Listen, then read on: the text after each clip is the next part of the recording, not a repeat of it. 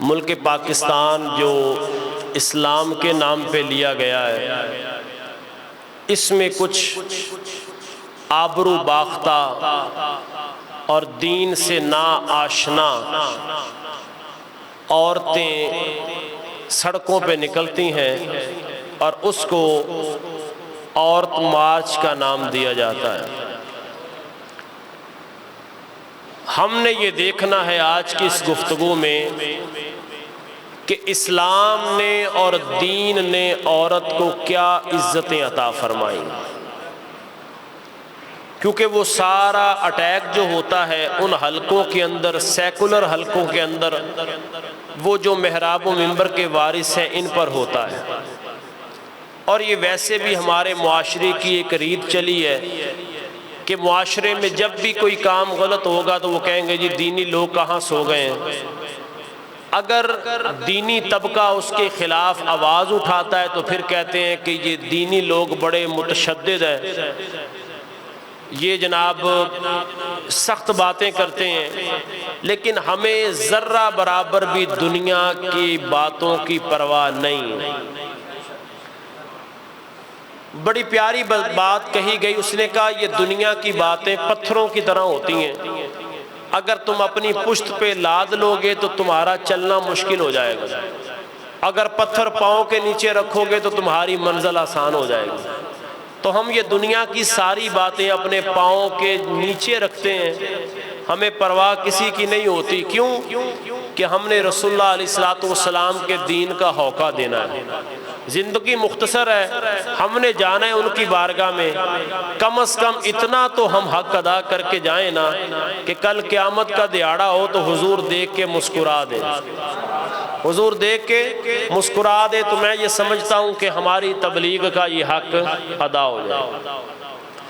سورہ احزاب کے اندر اللہ تعالیٰ نے نبی پاک علیہ السلام کے اہل خانہ کا ذکر کیا۔ اس سے پہلی آیات میں فرمایا اے نبی کے گھر والیو تم عام عورتوں جیسی نہیں ہو، تم عام عورتوں جیسی۔ اب یہ بتائیں قرآن یہ کہہ رہا ہے کہ نبی کے گھر والی وہ حضور کی ازواج ہوں یا حضور کی اولاد ہو، نبی کے گھر والیاں عام عورتوں جیسی نہیں ہیں تو پھر نبی عام مردوں جیسا کیسے ہو گئے؟ حضور کی وجہ سے حضور کی ازواج کو، اولاد کو، آل کو شان مل رہی ہے۔ تو جب حضور کا خانوادہ عام خانوادے جیسا نہیں ہے تو پھر سرکار بھی کائنات میں کسی جیسے نہیں، بلکہ حضور جیسا کائنات میں کوئی نہیں، یہ زیادہ مناسب ہے، سرکار جیسا کائنات میں کوئی نہیں۔ عورت کے اسلام نے بنیادی 4 رتبے بیان کیے، 4 درجے ہیں عورت کے، 4 روپ ہیں عورت کے۔ 5واں روپ عورت کا نہیں ہے، وہ شیطان کا ہے۔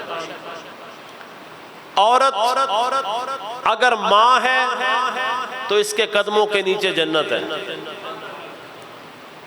کاش کہ وہ عورتیں،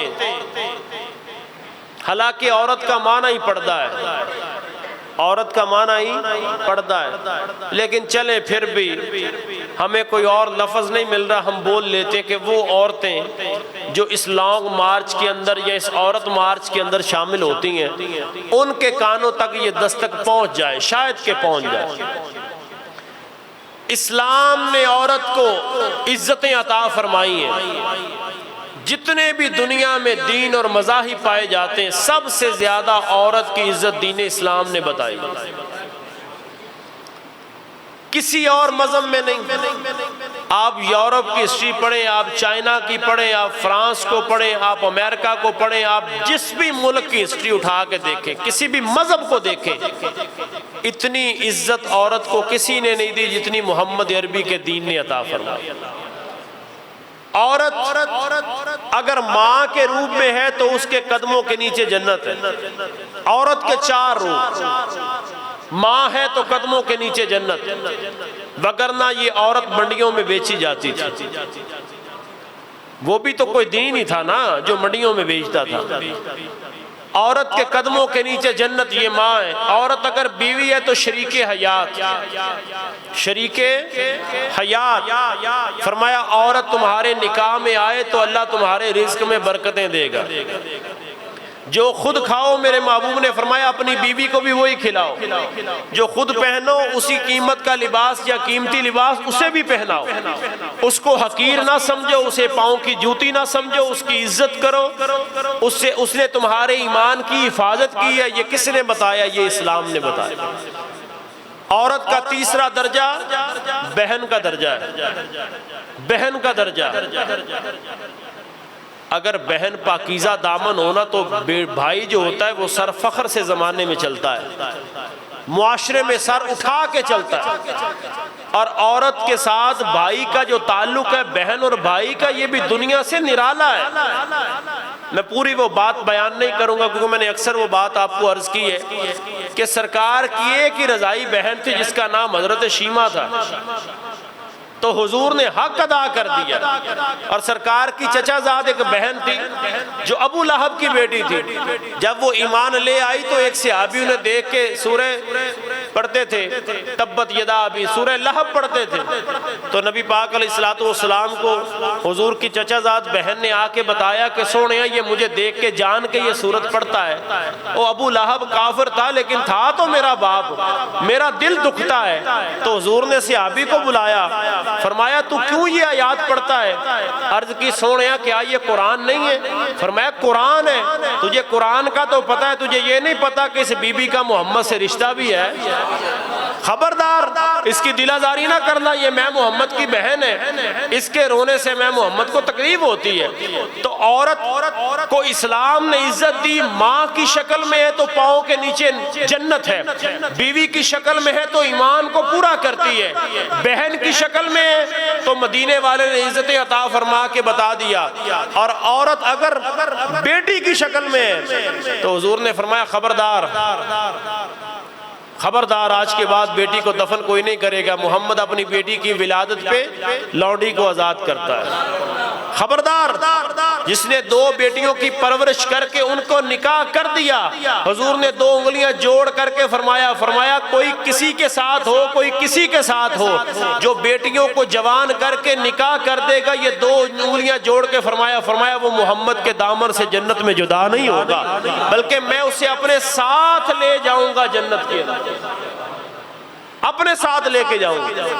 آپ مجھے بتائیں جس اسلام کے اندر عورت کی یہ عزت ہے، یہ وقار ہے، یہ شان ہے، یہ شوکت ہے، انہی سے چلی ہیں جی یہ جو داڑھی والے لوگ ہیں نا، یہ ہمارے حقوق کے خلاف۔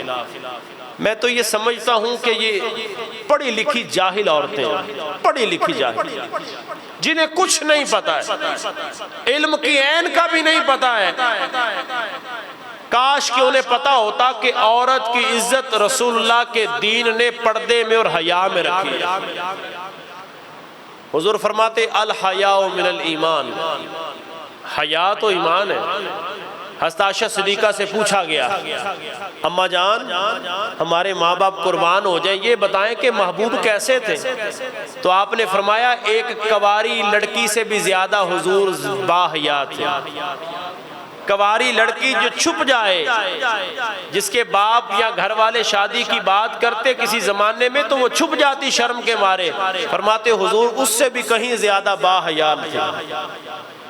اسلام تو حیا کا درس دیتا ہے، اور یاد رکھیے جس بندے سے حیا رخصت ہو جاتی ہے اس سے ایمان بھی رخصت ہو جاتا ہے، ایمان بھی رخصت۔ یہی وجہ ہے کہ آج لوگوں کے دلوں پہ بات اثر ہی نہیں کرتی، کیوں؟ کہ حیا موجود نہیں رہی۔ حضرت امام حسین رضی اللہ تعالیٰ عنہ کی ذات، کون نہیں جانتا امام علی مقام کو؟ امام حسین فرماتے عورت کا پردہ کرنا شہید کے خون سے بھی افضل ہے۔ حالانکہ یہاں ہر بندہ ٹائٹل خود لیتا ہے، جی مجھے ملے، حسین ابن علی کربلا میں شہید بھی ہوئے ہیں، لیکن فرمایا نا شہید کا خون افضل ہے لیکن عورت کا پردہ کرنا اس سے بھی افضل ہے۔ چھوٹی سی مثال ہے، آپ اپنے بچے کو کوئی ٹافی لے کے دے دیتے ہیں، آپ کا کتنا بھی قریبی دوست ہو لیکن اگر اس سے ریپر اترا ہوا ہے تو آپ لے کے دیں گے؟ جی بولو تو صحیح ہے۔ اگر ٹافی سے ریپر اترا ہوا ہے آپ کہیں گے نہیں یار وہ جس کے اوپر ریپر ہے نا جو بند ہے پردے کے اندر وہ مجھے دے، وہ 30 اور 40 اور 50 روپے کی ٹافی لینے کے لیے تو ریپر کا اہتمام ہے، تو جو عزت کروڑوں میں بھی نہیں ملے گی اس کو سریعام لے کے لوگ پھرتے ہیں، سریعام پھرتے ہیں۔ شادی کا موقع ہو تو کہتے ہیں جی کرسیاں ہوں تو ان کے اوپر غلاف پڑے ہوئے ہوں، ایسا ہی ہے جی۔ تو انہی کرسیوں پہ انہی عورتوں کو بٹھاتے ہیں کہ جو سر پہ دوپٹہ کیا گلے میں بھی موجود نہیں ہوتا۔ گاڑی لی ہے جی، گاڑی کے اوپر اچھی جنابے والا کور ہونا چاہیے، پیراشوٹ کا کور ہو، دھوپ اور چھاؤں سے محفوظ رہے، گرد نہ پڑے۔ او بھئی گاڑی کی گرد تو صاف ہو جائے گی لیکن کردار کی گرد کبھی صاف نہیں ہوتی۔ حیا کے اوپر جو گرد پڑ جائے وہ صاف کون کرے گا؟